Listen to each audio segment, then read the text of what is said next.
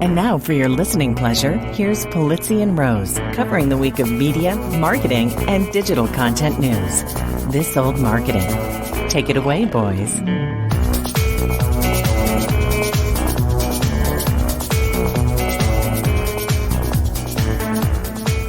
Well, hello, my friends. This is This Old Marketing, and it's wonderfully and most amazingly brought to you by the Hubspot Podcast Network, the audio destination for business professionals.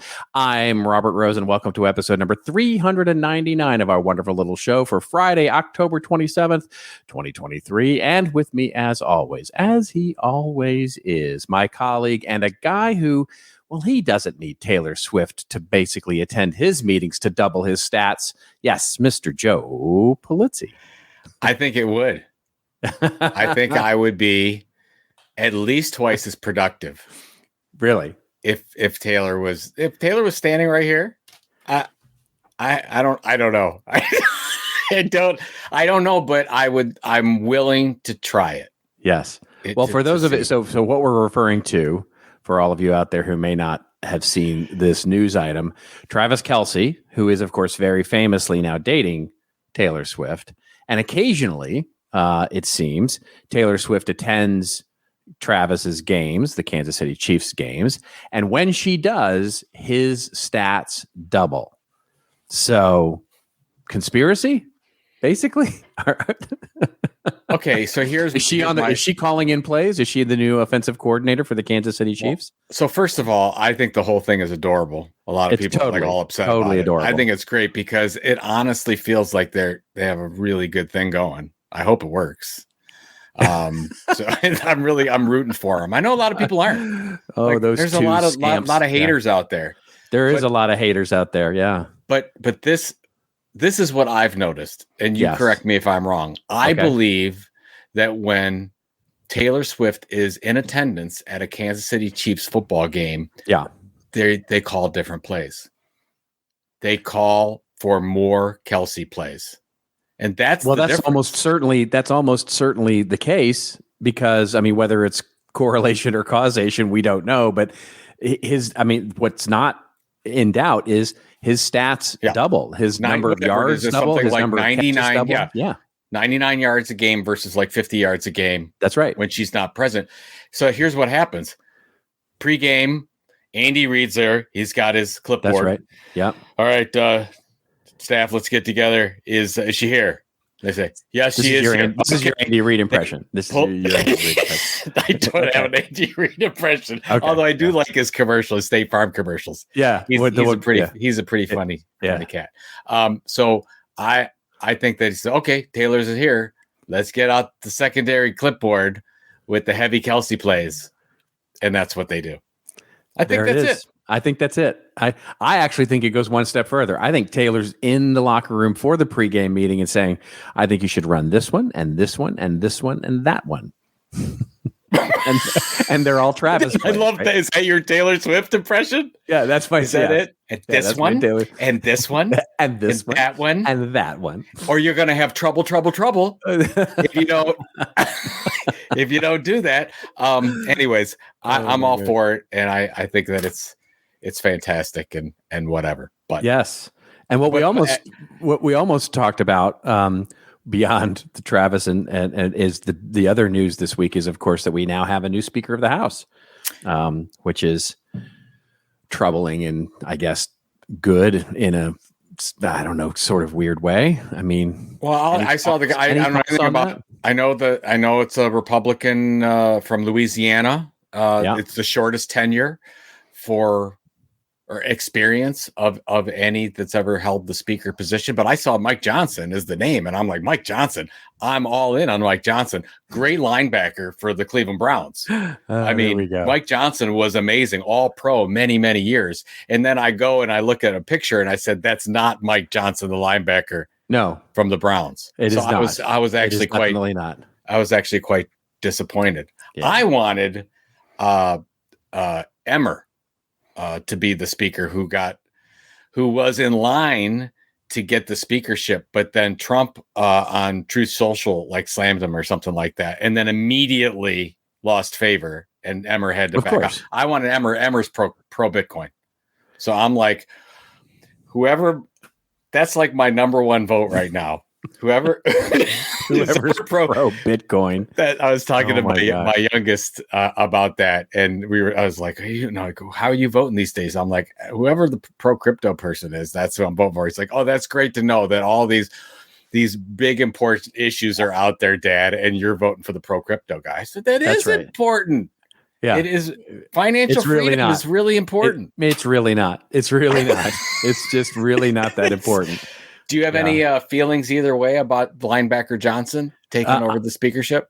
I'm troubled by the whole thing because of his positions on things, but I'm not surprised. Put it that way. Yes, I mean, for those, I was hopeful that saner heads would prevail and that they would actually pick someone who was not completely insane. And it would seem that the small, what do they call them? They have a name for them. There's 8 of them, and I can't remember what it is. It's like it's not the Hateful Eight, but it's something like that. It's something. It's that whole Freedom Caucus group. Yep. And they basically won. They won. Yeah, they won. Yeah, they won. It is. And by the way, as everyone listening to this knows, we never get political on this show. But the fact that this guy has made a living off of making sure that a marriage can only be with a man and a woman is a little bit. Yeah, it's a bridge too far. Both of us. That's what we say. We're. I don't understand that traditional family values have to be that way, according to. So that's the one thing I did read, that he was an attorney and focused on many cases about making sure that those types of marriages were not allowed. Yeah, outside of just a man and a woman. So that's unfortunate. We need more openness, I think, from that scenario. Yes. Who knows? I guess the most important thing is maybe they're back to business. Now, hopefully maybe it's not. Hopefully they'll get back to some business and actually, take care of the housekeeping that's been, literally the housekeeping that's been stacking up since they've been unable to select somebody. But I really did like the speaker pro tempore, Patrick McHenry. Is there not a better name for a congressperson? It's perfect. Than Patrick McHenry. It sounds very United States-ish. It is very patriotic. Yes. Vote for Pat. It's like the distinguished gentleman. Vote for Jeff Johnson. A vote for Jeff Johnson is a vote for. You remember that movie, Distinguished Gentleman, with Eddie Murphy? Oh my! That was the one where Jeff Johnson was the congressperson. Is old Caucasian gentleman that passed away, and nobody knew about it. So Eddie Murphy comes in, has no record of running for Congress at all. That's right. And basically comes in and uses his middle name, which is Jefferson, and runs as Jeff Johnson. And never, like, all the commercials are just Jeff Johnson. And he gets the nomination. And anyways, if you want to see a really good movie from the early 90s that, I don't know if it's really good. Really, I was going to say I'm not sure. Really good I would go there, but with you. But it's hard to find that movie. It's a movie. It's hard to find. You can't find it on Netflix or anything. You have to watch it on YouTube. There's a reason for that. There's a reason for that. Yeah. Jeff Johnson. Anyways, What else we got going on before we get started? We have to talk about this. Sorry, apologies to everyone, but both our teams are 4-2. Yeah. Going into week 8 of the season. And this has not happened. This is episode 399, almost 400. Yep. And I don't think there's ever been a time when our combined records were 8-4 at this point in the season. So no, this is monumental. But it's monumental for the Browns. That's for sure. There's it's like the Cowboys. We're always 4-2 or 5-1. Yeah. It is the Browns. We've gotten lucky the past 2 weeks. But I keep telling you, week after week, the Browns they're good. It's a good team. It's a good team. We need a quarterback. Yes, you do. It sounds like Deshaun Watson is now officially hurt. That's only good news for Browns fans. Yeah. we don't have enough money. We gave him all the money. We don't have enough money to get a proper quarterback. All I'm suggesting, I'm not suggesting from a financial standpoint. I mean, from an actual playing the game standpoint. Yes, that's good news. I was listening to so basically last week, he was in the game very short period of time before he came out hurt. I'm not saying he wasn't hurt or was hurt. I don't know anything about it, but I was listening to it on the radio, and his last pass, he was 1 of 5 for 5 yards and an interception, which is not great stat line. But the guy on the radio who was calling the game said that interception throw. He says there wasn't a lot on that throw. Like he was saying that there was a problem with Deshaun's arm. Yeah. And it comes out this week that there's some kind of rotator cuff injury that a lot of pitchers get. I don't know. I'm sure it's from, you know what would probably fix it would be, going to get a good massage. Yeah. A good massage would probably fix it. Yeah. There you go. If I knew that was coming. Yeah. And deservedly so. Yeah. But you're probably right. Yeah. You're probably right. I would take anything. But here we just need a competent, you know what? We need like a Trent Dilfer type quarterback. Or Baker Mayfield. Ooh. Too soon. Baker wouldn't. Too soon. I don't think Baker would come back. No, if he's not going to, he's he's fine down in Tampa Bay. If Baker has any shred of dignity, he would not come back after how they treated him in Cleveland. 100%. Even in those progressive commercials, he never got the keys to the stadium. That's right. Exactly. It's terrible. That's true. It's terrible. Anyways, absolutely true. What kind of show we got going on? We got a good show. We have a fun show to talk a little bit about, which is we'll start. And we'll talk a little bit about X, formerly known as Twitter. I think that's the official name now. X, formerly known as Twitter. I think it is. And by the way, for those of you who are watching this on video, you will notice that I am now sort of purporting or promoting my Threads channel. I'm out. I'm fully out on Twitter. I am out. We could talk a little bit about that if you want. Yeah, I want to hear. Can we talk about it now? Did you close your account? I have not closed the account yet, only because I was going to wait until my Blue, because I quit Blue. I canceled it, but I'm still up till November or whatever. And I was just going to see how things go for the rest of this month. But yeah, it's at some point soon, I will actually fully delete my account because I'm done.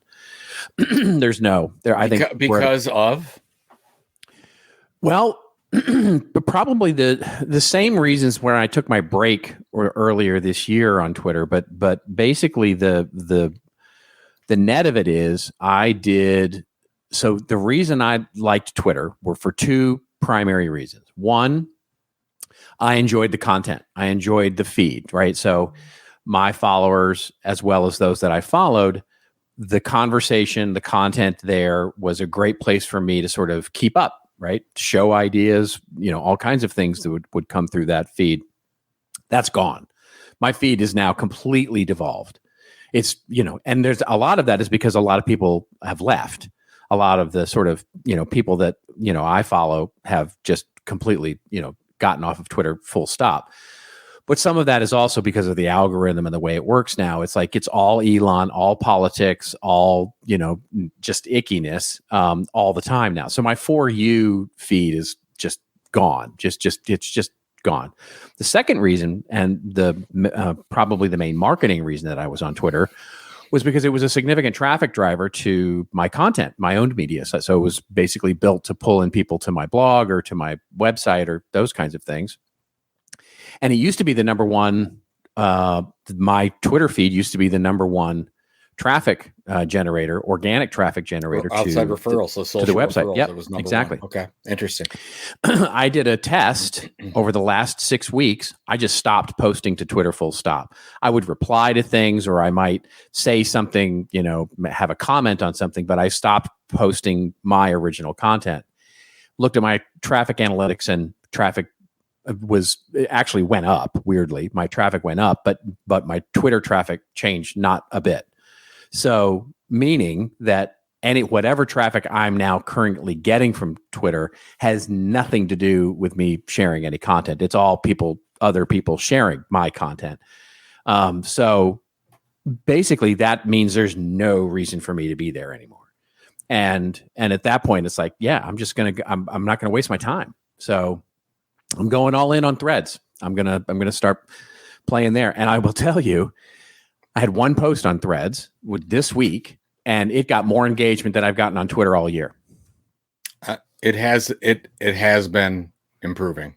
Yeah, I've been sort of watching from afar, not really doing anything on either platform, but I would say that there is, and we'll talk about this in a second, but it's interesting to see where Threads is going. Thank you for that detail. Well, I know it's our first story up, but what else are we covering today? So we're going to talk about X and where this is actually kind of breaking news, right? Where the usage numbers are now out, confirming a lot of what we actually talked about last week. So we'll get into that, and then we'll get into the fact that Meta is up to its eyeballs in lawsuits. It seems like everybody is suing the platform these days, and now dozens of U.S. states are following suit and talking about how that's harming the mental health of young people. We'll talk a little bit about that. And then sort of following on sort of in a thematic way, we'll talk about trust in media. So the new Gallup poll is out, and trust in media is as low as it's ever been. So we'll talk about what are some of the ramifications for that in marketing as well as content creation. And then, of course, we'll add on to a story there, because there's also a study out that talks about how B2B buyers, they don't trust software providers or technology providers' content. And so that sort of fits into that sort of idea. And we'll talk about that. Then we'll get to our rants and raves section where, I'm going to talk a little bit about, I'm going to have a rave and a rant, and I'll rave a little bit about a new local voucher from the government in Washington, D.C., and how that might fund local journalism. Very interesting program there. And then also I'll rant a little bit about, an article that talks about how marketing needs better marketing. It's like, oh boy. Okay. All right. Let's talk about that. That's so meta. And then you're going to rave about TikTok, which is very surprising. I have a short rave on TikTok. Yes. Yeah, and I have a little commentary / rave on some B2B content creation stuff that I'm finding very interesting. So I'll go into some detail about that. So that will be fun. It's going to be a chock-a-block full show. Is chock-a-block a real word? Real word? It is a real word. It is a real word. It's in the Webster's official dictionary. Pretty sure. Or just the Urban Dictionary? No. I think chock-a-block is definitely, yeah. Okay. Chock-a-block with chuckleheads. That's what we should name the show now. Chock-a-block. Nobody wants this. Nobody asked for it. There it is. Nobody's going to do it. There it is. All right, let's get to our first story, shall we? It comes to us courtesy of Axios, and as I mentioned, it is really breaking news. It literally appeared in the feed a couple of hours before we went to record this show. And the article's headline is X, Twitter, worldwide app downloads is, let's just say in the toilet. It has really just gone downhill over the last year. And the article opens up by saying X, formerly Twitter, has hemorrhaged users and advertisers in its first year under Elon Musk's ownership, according to new data provided to Axios. Investors who backed the deal hoped Musk's track record and vision would supercharge X's popularity and value. That has not happened, at least in the short term. I think in the long term is safe too, but okay, in the short term, Fidelity, one equity backer, was holding Twitter at 61% discount through the end of August. Ouch. Banks are expected to take a 15% discount on debt they've thus far been unable to unload, per the Wall Street Journal. By the numbers, app downloads fell roughly 38% between October and September. Usage has decreased, with active users falling 14.8% globally and 17.8% in the US. Average time spent, daily user fell 2%. Sessions dipped 4%. User churn, or basically users who stopped using the app, I'm raising my hand there, increased actually more than 30%. So basically 30% more churn year over year as per last year. And web traffic was down 7% globally and 11.6% in the US. However, as the article points out, this was my favorite part of the whole article, there were some bright spots. This is the best. Global first-time downloads of X were flat in the past year compared to the year prior. Oh, that's really good. And the best one. And the best bright spot, and I just know the writer was sort of juicily writing this. Traffic to Elon Musk's personal profile and posts were up 96% year over year in September. What a great thing to put in a release. Right? I love it. Fantastic.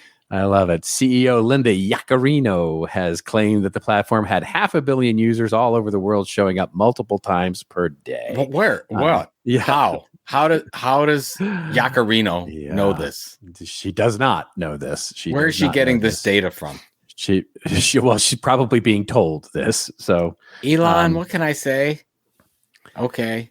Yeah. Multiple times a day from 500 million users. Okay, check. Yeah. That's right. That's basically the refresh on your app. You're going to hit the Twitter to refresh the feed and feed the email that automatically goes out. So it's not humans doing that. But anyway, what do you think? Is Twitter dead? Are we finally going to see the death of Twitter? No. I early next year.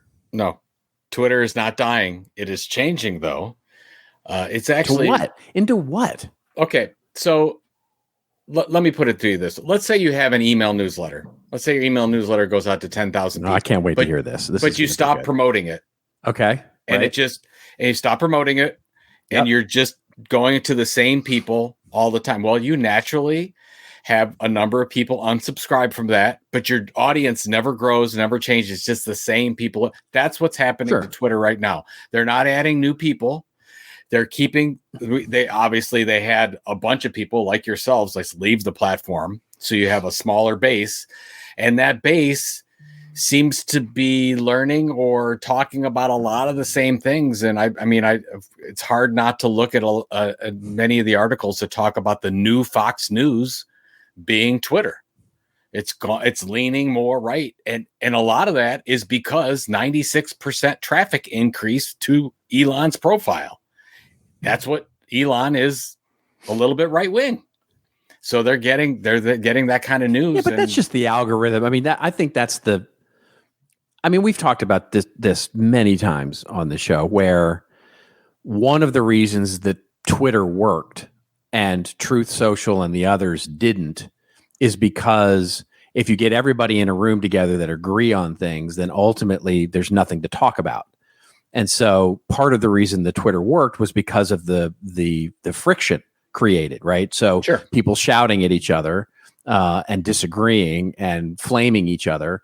And so part of the reason that you got so much high engagement there on Twitter was because of how easy it was to get into skirmishes, right? Verbal skirmishes. And if that's gone, I just don't see, I see it you can see it sort of degrading to become a Truth Social where everybody agrees with each other. And then what's there to talk about? Other than to go, praise Elon for all of his things that he does. Well, I don't think we're to that point yet. And even on the Truth Social standpoint, I got an email from Truth Social saying that Donald Trump welcomed Joe Biden to the Truth Social network last week. So that was interesting. That the president of the United States is on Truth Social now. So they did it for the laws, right? I think it's a very smart campaign move, but it's the campaign, right? Remember, it's the campaign that's on Truth Social, not POTUS, right? It's Joe Biden.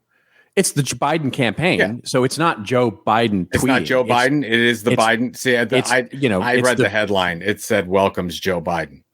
Yeah, but it's the Joe Biden campaign. It's Dark Brandon. That if you go look at their feed, it's definitely they're trolling. I think the last tweet was the fact that they now have more followers than Trump does on Truth Social or something like that. So, it's just crazy. But let's just put it out there for the people listening to this. Can X still serve as a marketing channel if you invest a large amount of time in it and do it a certain way? The answer is yes. But I think you and I aren't willing to do that. I don't think that's true anymore. I really don't. If I look at content entrepreneurs like Tim Stoddard, Jay Klaus, Justin Welsh, they are killing it on Twitter, killing it. And they're ultimately you can't link to anything anymore, because if you link to something, you're going to get hidden. So it's got to be this no link social strategy where somebody becomes interested in you and they trust you for whatever you're doing. And most of them are threads where they're putting out, basically it's an article and they're doing it in 10 or 12 or 14 different tweets. And if you get interested enough, you end up following them or clicking back to their site, and you have to go to their profile to do that. So that's where the link comes in, and you have to go all the way back to the profile. So the most important place for you, based on, you sending out your content, the most important place for a click, the only place for a click is your profile. That's the way you do it. So if you're out there and you have a Twitter X strategy of sending out a link that goes to your article or your blog post or your podcast, you're getting nothing.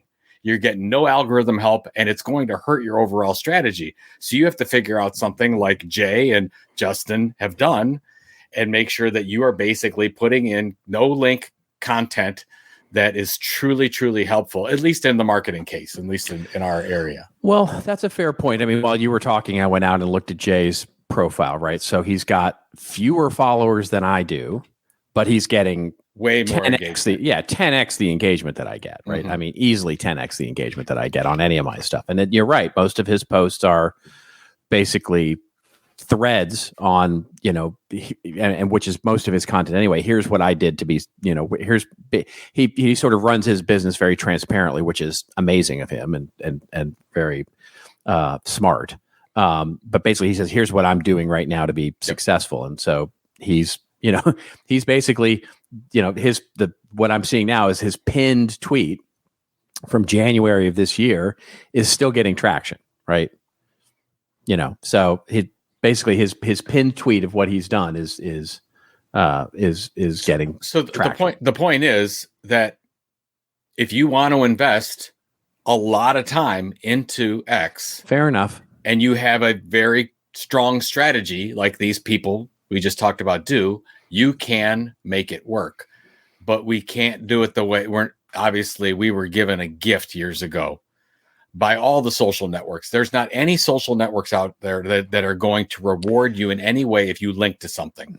But I keep seeing, like, I keep using the content marketing world as a great sort of barometer here, right? Which is, so the data is in from content marketing world, and Twitter usage was down by 60%. Right, across the entire event, not just me in my little keynote, but across the board was down 60%. LinkedIn was up 20%. Okay. So it's just that is a shift. That's an undeniable shift, right, of a marketing community that is leaving or doesn't care about Twitter and is moving to LinkedIn or other platforms. I think that for our audience of marketers, that's totally fair, and that's the right move. Yeah, because you get away from the vitriol that's on X and any of the political. Fair enough. And honestly, I mean, if you listen to people like you've got, Kara Swisher and Galloway, they don't want to spend any money or help Elon. I mean, it's very personal. They're like anti-Elon. Sure. And there's a lot of people that feel that way. So. For me, it had nothing to do with, I mean, Elon's a man-child and I, have issues with it, but my leaving Twitter had very little to do with Elon and mostly to do with the impact that he's had on what used to be one of my favorite networks to use. Well, and it's just demonstrably bad now. It's just, I mean, I can absolutely demonstrably show with data and with actual screenshots that the platform for me has gotten worse, like demonstrably worse. That I hear what you're saying, and the same for me. I mean, I basically tweet once a week if I'm lucky on that platform. But I'm just saying, if somebody said to you that you only had X, that was it, and you had to make it work, you could make it work. You could invest a huge amount of time. And I don't have to invest that much time into LinkedIn I can do one really good quality post a day on LinkedIn and respond to comments and respond to other people and get a lot out of LinkedIn. And I have to do, I think, 10x more on Twitter to make it work until I get that. Cause as in your case, like all the people that have followed us over these years, like they don't see any of our stuff anymore. Actually, I'm gonna going to rephrase that. So I'm looking at Jay's feed now. Yeah, his regular posts, like he looks like he's posting once or twice a day, right? And he's, to your point, he's posting, the same stuff that he always posts, right? Here's how you be me. Basically, here's how you, here's what I'm doing, right, to succeed. He's not getting that much more engagement than I was getting at the end of the day, right?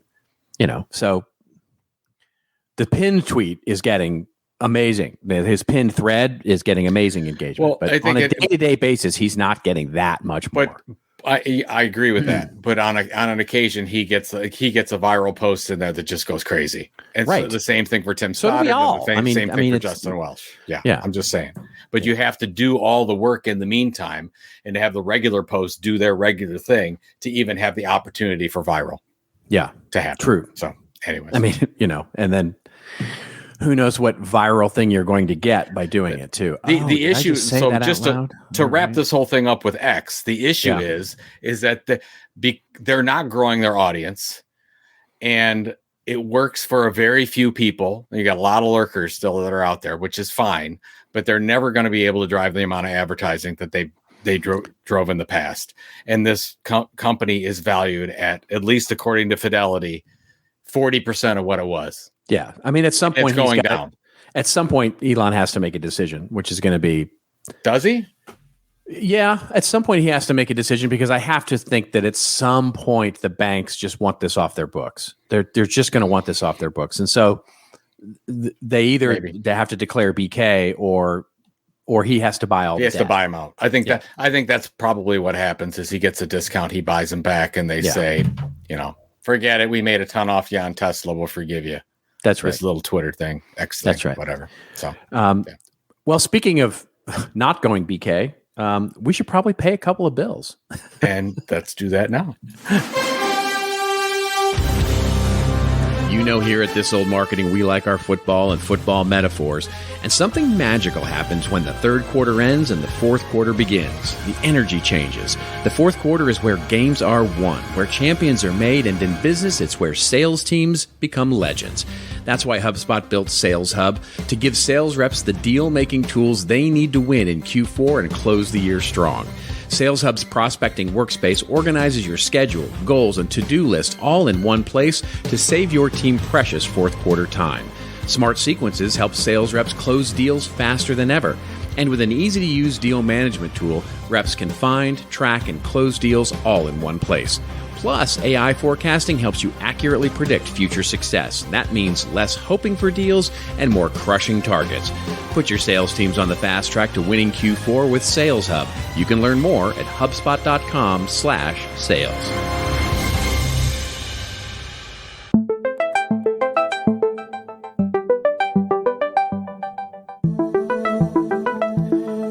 Let me tell you about a podcast that I think you're really going to love. It's called Marketing Made Simple, and it's hosted by Dr. J.J. Peterson, and of course brought to you by the Hubspot Podcast Network, the audio destination for business professionals. Now, Marketing Made Simple brings you practical tips, and it's going to make your marketing easy, and more importantly, well, it's going to make it work. For example, on one of the more recent episodes I listened to, I love that they talk about specific things that you can do in the fourth quarter to make your marketing work. I mean, we all know that the fourth quarter is where things get, well, let's just say interesting, right? But they focused this episode on some practical things that you can do to make the fourth quarter fantastic. Just a great podcast. And you can, of course, listen to Marketing Made Simple wherever you get your podcasts. So go try it out, won't you? It's Marketing Made Simple.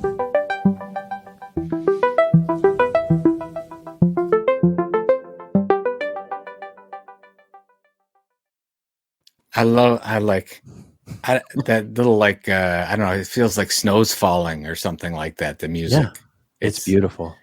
I'm actually quite rested. I wasn't calm before, but now I am, because I listened to the background music that you put together for that wonderful ad. You know what I'm really into these days is there's a thing called binaural beats.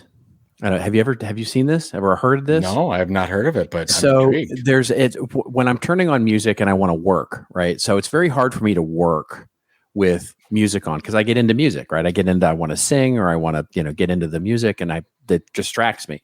So I need like background music that doesn't distract me. And so when I found this this concept called binaural beats, which are, there's different frequencies that you can sort of tune into, one for concentration, one for focus, one for relaxation, one for, they have all sorts of different sort of things that you can listen to. You can find them on YouTube. You can find them on Spotify. You can find them on Apple Music to a certain degree. And they're just really nice. It's a little bit like that, like what we just listened to, but it's a little more tones and stuff. It's really awesome. What's the name of the thing where you listen to the whispering? ASMR. Yeah. ASMR. This is different than ASMR. Oh yes. Oh yeah. This is different than ASMR. Yeah. This is It's just scratching on the microphone or the fingernails. I know some people cardboard that are really into the ASMR stuff. No. All right. We should probably not go down that road too far. Yeah. I don't know. I am an ignorant soul when it comes to that type of stuff. Sure you're Ignorance not. is I'm bliss. sure you're not. I don't know. Okay, what do we got next? All right, let's move on to our next story, which comes to us courtesy of Reuters, although just about everybody is covering this because it is big news. Meta's Instagram has been linked to depression. I think Facebook is included in this as well. I think it's Meta generally. Instagram seems to be the big one, though. Right? That seems to be the one where they're really focusing in on, because I guess that's where more kids are. And basically, the article opens up by saying dozens of U.S. states are now suing Meta Platforms and its Instagram unit, accusing them of fueling a youth mental health crisis by making their social media platforms addictive. In a complaint filed on Tuesday, that's Tuesday of this week as we record, the attorneys general of 33 states, including California and New York, said Meta, which also operates Facebook, repeatedly misled the public about the dangers of its platform and knowingly induced young children and teenagers into addictive and compulsive social media use. As the quote from the complaint says, Meta has harnessed powerful and unprecedented technologies to entice, engage, and ultimately ensnare youth and teens. Oh my gosh. It's ensnare. They really enjoyed that sentence. I'm sure they did. In the complaint, it was like, "Ooh, what?" There's a young lawyer somewhere who said we should say ensnare, and somebody in the meeting went, "Oh, that's perfect. That's such a great word." The jury goes, "Ensnare, not ensnare." Do we need to say ultimately ensnare? Oh my God! Do we need tragically ensnare? Yeah, tragically ensnare, ultimately ensnare. Then somebody brought up Hemingway and said, we need to remove all the adverbs, and then they moved on. All right. Anyway, its motive is profit, says the complaint. Children have long been appealing demographic for the business, which hopes to attract them as consumers at ages when they may be more impressionable and solidify brand loyalty. And the article goes on here to talk a little bit more about the fact that Meta's response was that it was disappointed. We're disappointed in the lawsuit. I'm sure they are. I'm sure they're very disappointed. Anyway, what is your take here? Where are we headed with this, and what the heck is going on? So the answer is that yes, absolutely, Meta is working to build Instagram to be as addictive as possible for every user. Right. That's sort of the goal of the whole thing. Right. Of course. And yes, we know through many, many, many, many studies out there that it is unhealthy. If in large doses, not in small doses necessarily, but in large doses, social media usage on TikTok and Instagram specifically is very negative for mental health. Right. So those are all pretty much true. Everybody should know this, I hope. The issue is not that. The issue that is that historically, for a long, long time, Meta, Facebook, has put no guardrails on to stop kids from signing up. They have said that they have, and they have shown things, and they have put out press releases that they have, but they have not. Kids are signing up at a very young age. They're not idiots. Kids are very intuitive and smart. They figure out how they can get accounts and sign up and whatever. And it's actually rather still to this day, any kid can do this that knows how to work a smartphone. So they have to.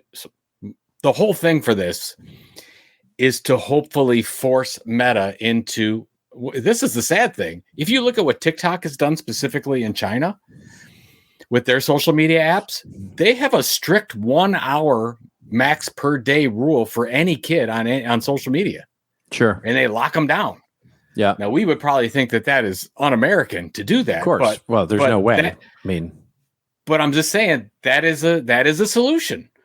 So what is the solution that Meta can do? They have to figure out a way to block certain people. Now, whether that's upload, like for example, I'm Instagram verified. Did you go through this process? Yes. The Instagram. Yes. Yeah. You got your check mark? I did. Right. So you have to upload your driver's license. Yep. Or government ID. Yep. And it takes a little bit of time to do it. It's not all that easy to do it, but I am a huge proponent for that, to making sure that, and I think that 100%. Has to happen across all of social media. Yep. And if Meta does that blanket throughout everything, that will be a game changer and that will solve this problem. But at the same time, yesterday, I think as we record this, yesterday evening, Meta came out and blew the doors off of their financial results. That's right. Advertising up, new users are up, everything's right. up. Yes. And in a lot of cases, because there's no guardrails. That's right. There isn't. So I don't know. What do you think? Yeah. Well, here's my only problem with this whole thing is that this is a little like that. Do you remember that? Okay. So remember when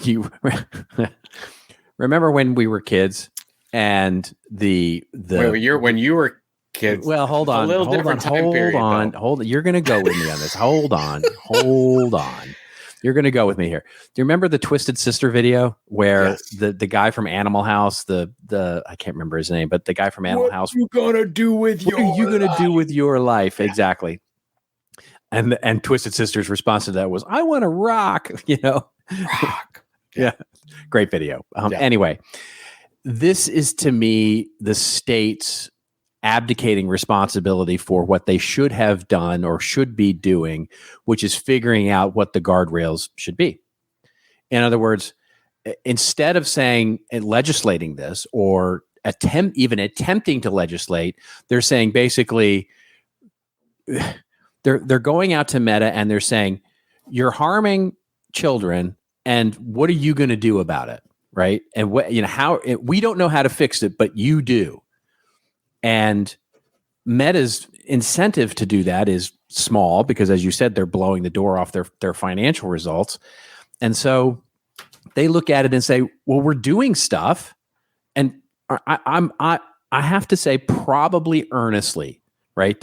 I think there's they are making earnest attempts at doing things, right? Now, what they're obviously and looking busy.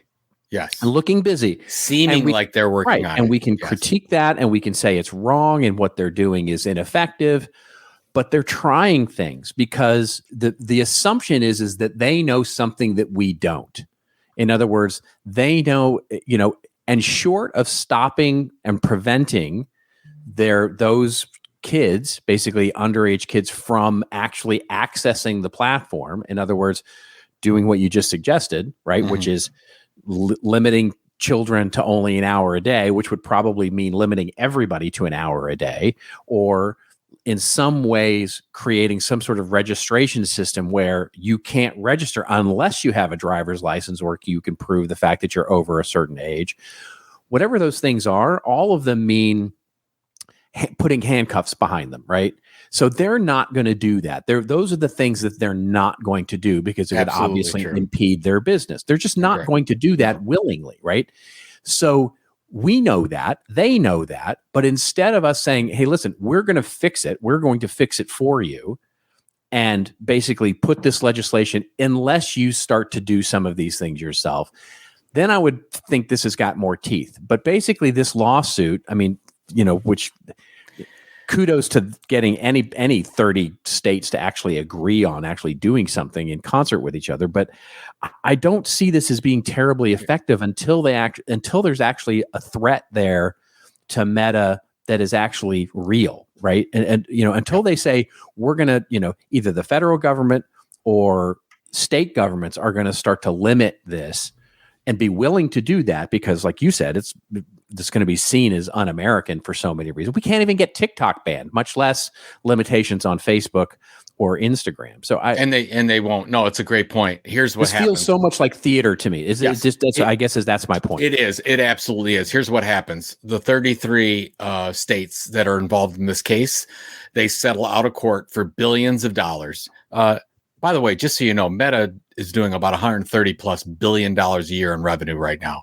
Right. They'll throw billions of dollars at something. Part of that will be an advertising marketing effort to try to tell kids not to be on warning labels on cigarettes. Right, we're warning labels on cigarettes. It's exactly what this is, and nothing is going to happen because of in a lot of cases because of what you just said. If they're not going to ban a Chinese-owned social platform, they definitely aren't going to do anything with an American-run social media group. They want, and I know that they've got, and again, we've talked about this before many times.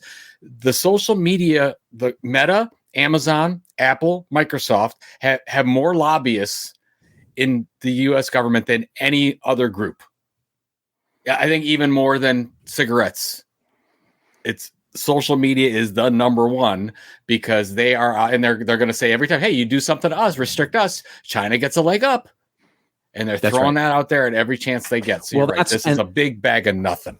That's right. Stupid. That's my problem with it. I mean, if you look back and you go, okay, what was it that actually stopped people from smoking? Right? It wasn't them putting the warning labels on cigarettes. That had nothing to do with it. It had nothing to do with anything that the cigarette companies did to try and quell, the idea that people should stop smoking. It was that we the people made smoking unacceptable.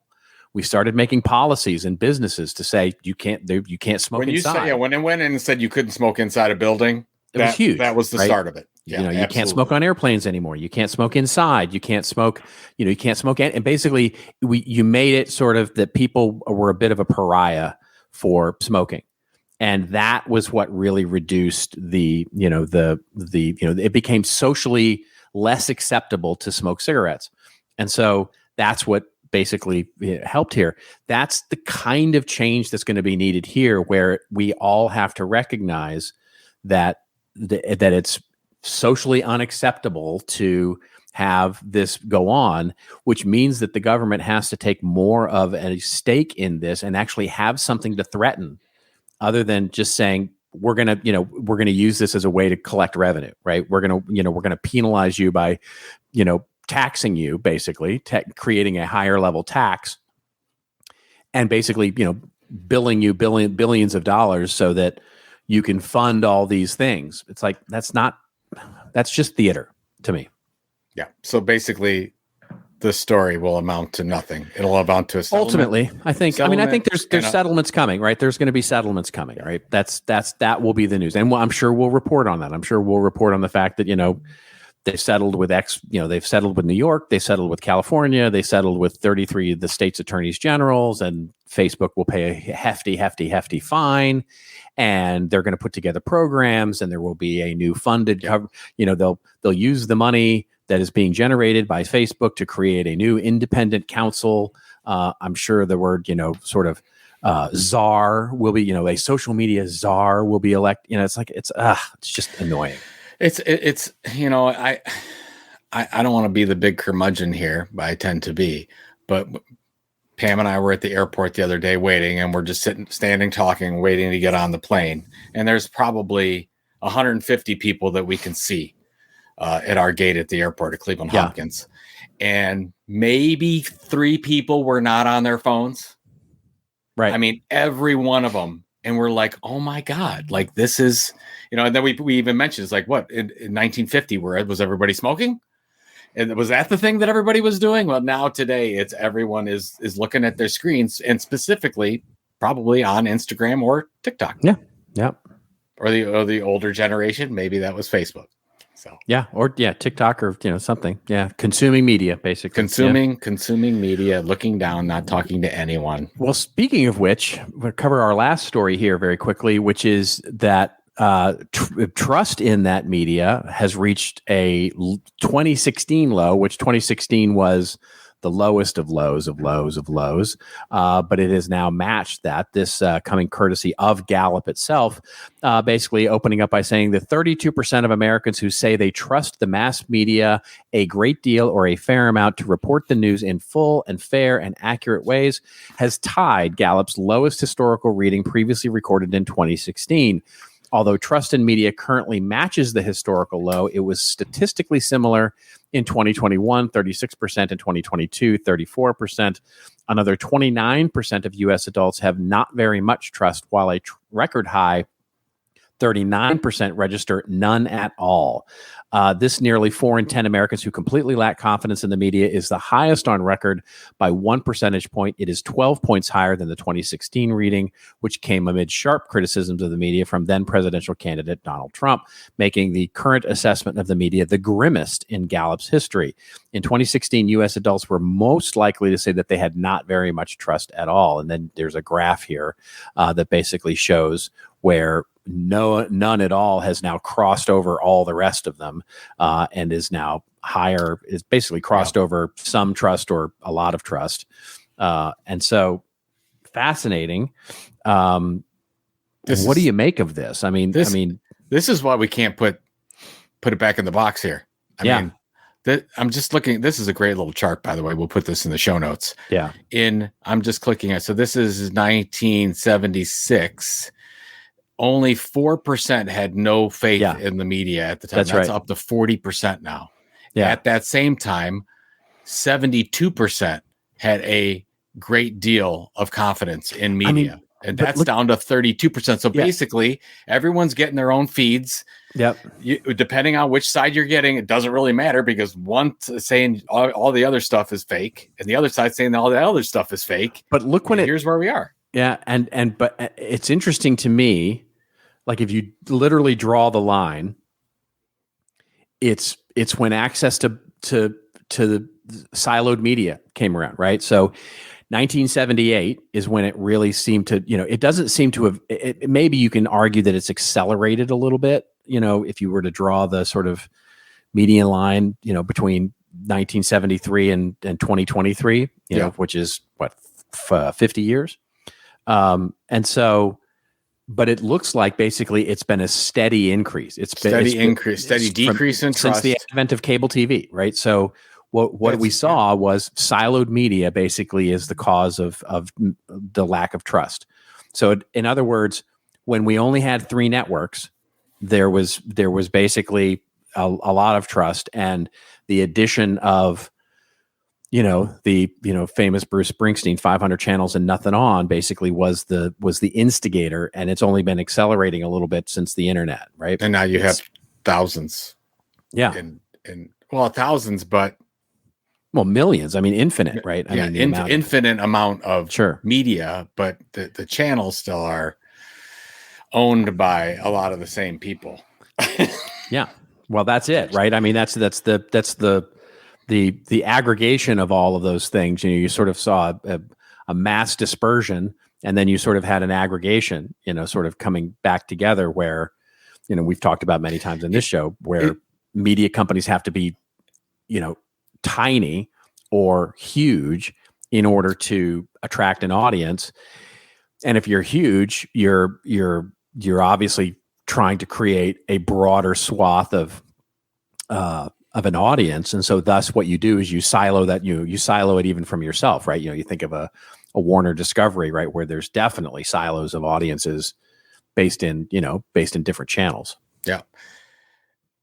So if it just continues, you basically will have the majority of people that don't trust media at all. And there's nothing we can do about this. This is just happening. Well, I think the opportunity, I think, is so I think this was made. So Edelman, of course, does their trust barometer every year, and basically, by the way, found a very similar thing this year.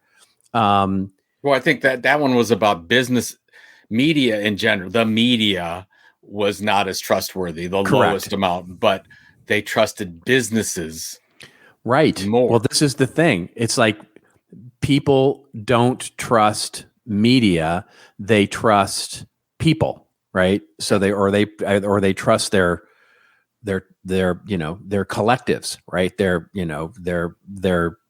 Their groups, their communities that they've become siloed into. And it's interesting because I go back, and I should probably do some writing on this, but I go back to there was a very interesting corollary that happened in the US back in the late 1800s when newspapers began to become a commoditized, the ability to create newspapers became commoditized.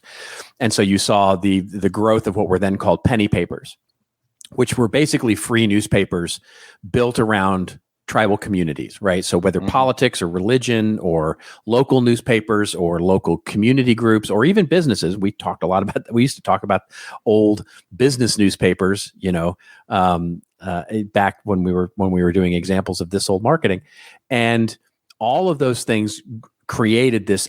So what it was the birth of, which we all learned in history class, was the birth of yellow journalism, right? Yep. Where you had such a huge amount of gossip and lies and misinformation in these newspapers that were meant to basically sell newspapers. And so the thing that stopped it was when the government stepped in, the U.S. Supreme Court stepped in and started talking about the rights of privacy. They sort of made some interesting judgments on the way that privacy would be held and the way that media could be held accountable for privacy as well as accuracy and information. And so I think without that, without some big sort of either community-driven or government-driven idea, this just continues. I mean, this is what we've been talking about, right? Whether or not the government will actually step in and say it is social media's responsibility, or it is, the responsibility of these companies to put accurate information out into the world and be responsible for it, because we clearly can't be, right?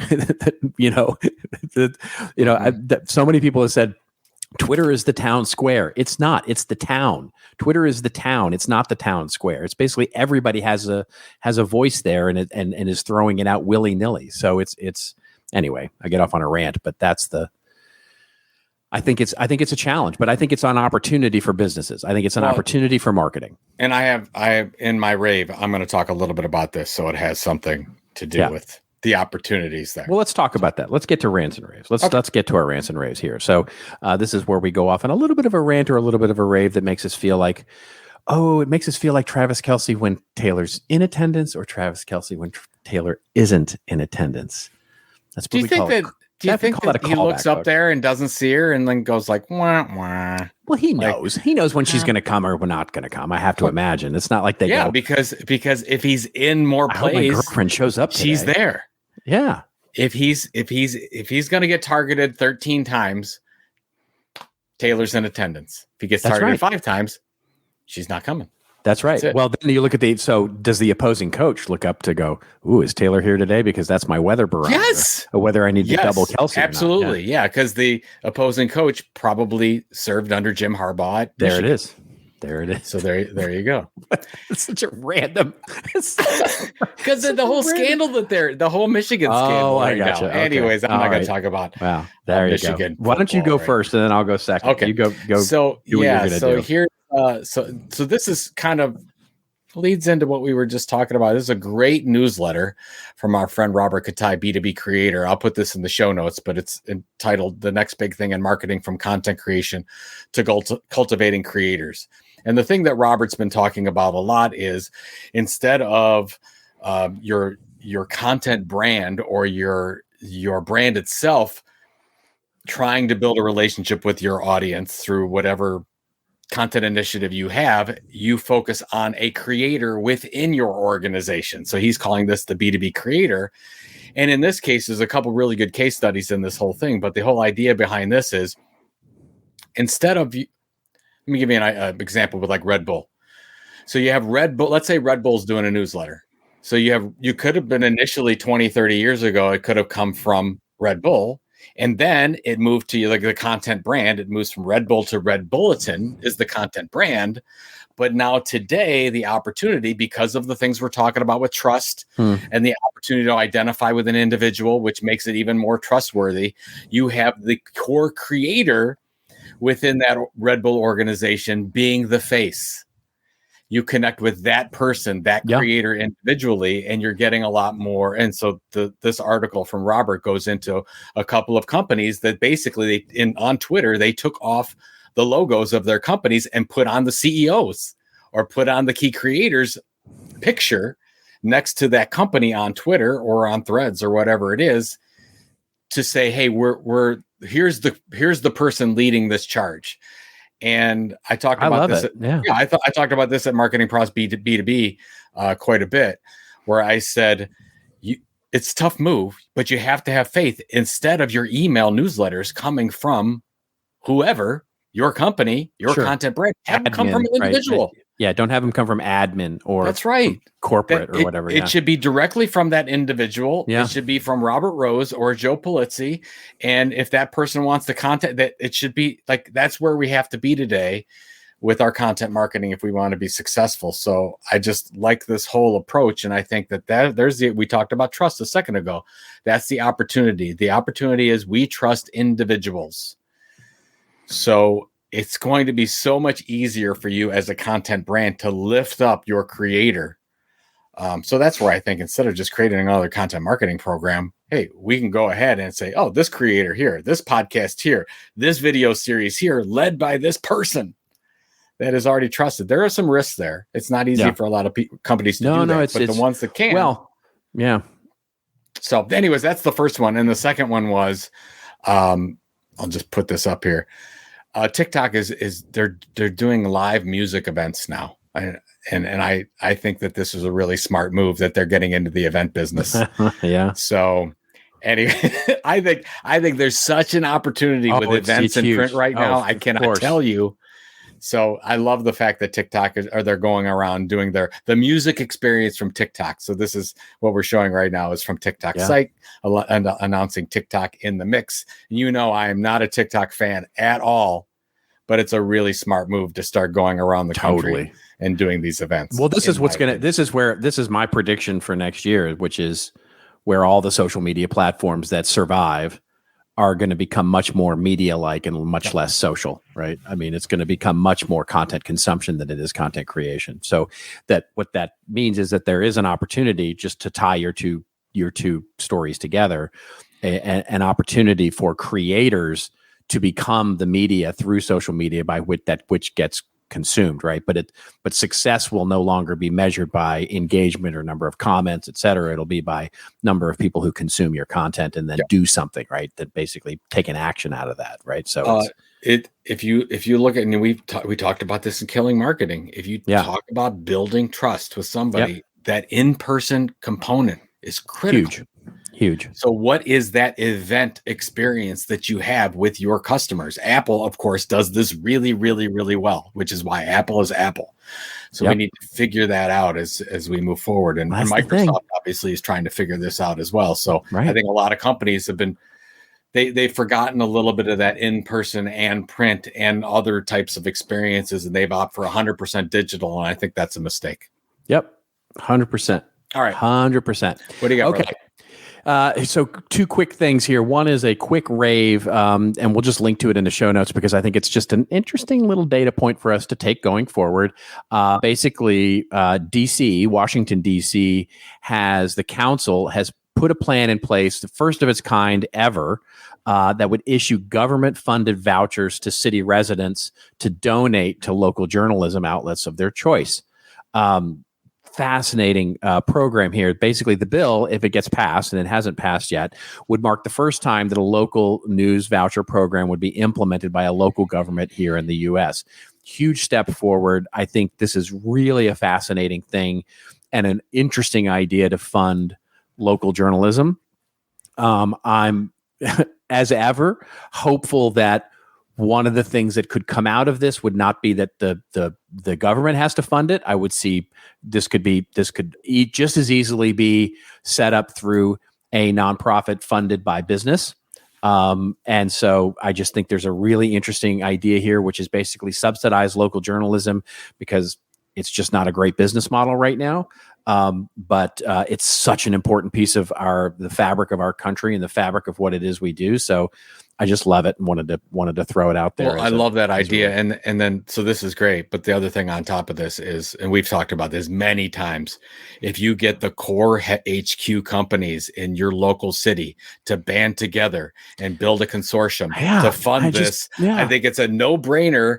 It's such goodwill. It's such great marketing as well. And you're supporting local journalism. There's nothing more pure, right? Than to do that, and support your local coverage of your sports games. That's right. And what's going on at city council, and it's not being done because you're right. It's a bad business model. That's right. Today. And brands are just so afraid of getting tacked into the negativity of investigative journalism, or what's going on in government, or what's going on in the local, police department, or fires or burglaries, or whatever the news regularly covers.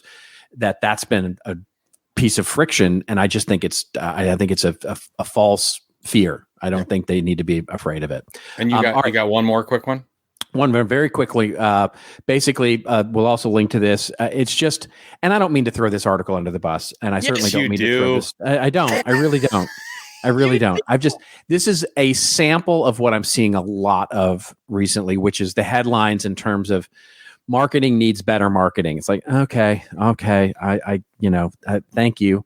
And basically I've just seen this over the course of the last, 2 months, 3 months, which is all of these conference sessions, keynotes, all this kind of thing, where the headlines are, and this is what sort of set me off, or sort of grinds my gears, or whatever you want to say. Basically, it's these 4 bullet points, right?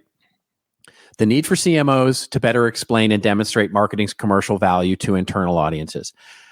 How often have we seen that, right? How it's almost a cliche at this point that CMOs are struggling to make the case to their CEOs or their board or their internal audiences about what it is they're doing to demonstrate marketing's value. Second bullet, the ongoing battle between short-term and long-term marketing, or how an illusion of control in today's decentralized marketing landscape keeps marketers from exercising their still considerable influence on what people think and do. The pervasiveness of dullness, too much marketing's output, and difference between missing the mark and missing the point. How data proves we are not using data very well. I mean, all of these are such hackneyed ideas. It's nothing new here, right? And so, and again, I don't mean to throw this particular article under the bus, although it's sort of the quintessential example of stuff that I'm seeing, which is that marketers struggle to basically justify their existence. And it goes back to that thing that I talked about 2 shows ago, which was this whole idea that CEOs, senior leadership, investors, whatever sort of audience we're talking about, they love great marketing. They don't love marketers. And that's always been the case. It's been the case going 100 years ago. It's been the case. Nobody likes watching marketers struggle, fight in the arena, get in there and battle every day. But they love sort of strong brands, strong marketing, super creative viral campaigns. Everybody loves great work until they don't. And it's like, what I'd like to do is change that conversation, right? Change that conversation. It's like, okay, we know that CMOs need to explain better to their thing, but what is it that CEOs or the audiences should learn to understand? Because it's not that we haven't tried to tell the story in so many different ways. It's that for some reason they don't get it. And so there's an interesting corollary, which is, if basically we're banging our heads against the wall forever, it might not be about us, right? It might not be about marketing. And so that's all I want to do is say, like, okay, we get it. We get it. It's hard to be in marketing these days. This is why we are marketers. We love the challenge. We love what we do. You know what's great? If you're at a party or you're talking to people and they say, what do you do for a living? You say, I'm in marketing. It's a real quick end of the conversation. Yeah. So it just is. If you don't know, you don't know. Right. Yeah.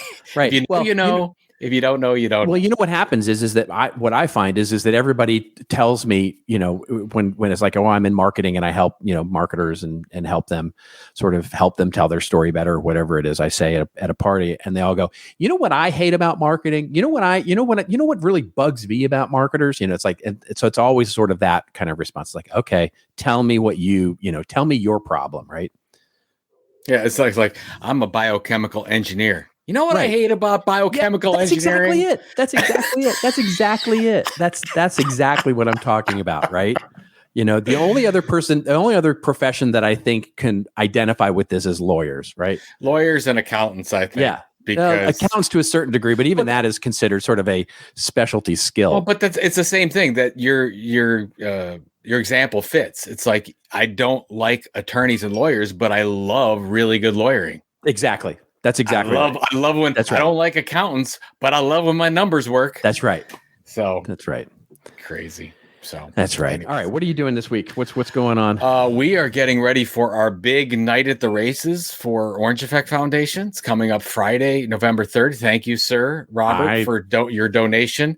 I'm sponsoring a race. I don't even know what that means, but I'm super happy to do it. You're super really happy. Cool. You're going to have your name at the top or whatever you want at the top, and it's going to be announced to everyone that I wanted to have a picture of you like doing something goofy. That's what I really wanted. If that's what you want to submit as your logo, I'm sure that somebody will let you do that. But anyways, I have right now, so everybody listening, I have 20 more horse names that I need to sell. Robert, you can't buy any more. You've already given enough. All right. So I need, it's $20 a piece.